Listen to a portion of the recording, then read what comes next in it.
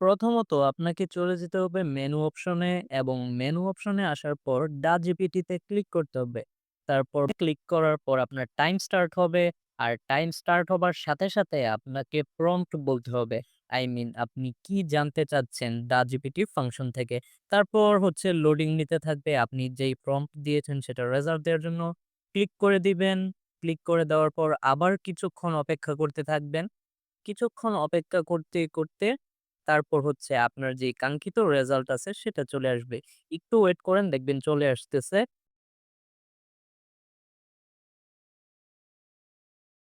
এই তো, এই যে আমাদের এখন রেজাল্ট চলে আসছে। সে বলতেছে যে 1 + 1 = 2। তো আমরা এটাই প্রম্পট এ দিয়েছিলাম যে what is the valuation of 1 + 1। তো তারা হচ্ছে আমাকে এই রেজাল্টটাই দিয়েছে। সো এইভাবে আপনি কিন্তু Kulmi i28 Ultra DartGPT ফাংশনটাকে ইউজ করতে পারেন।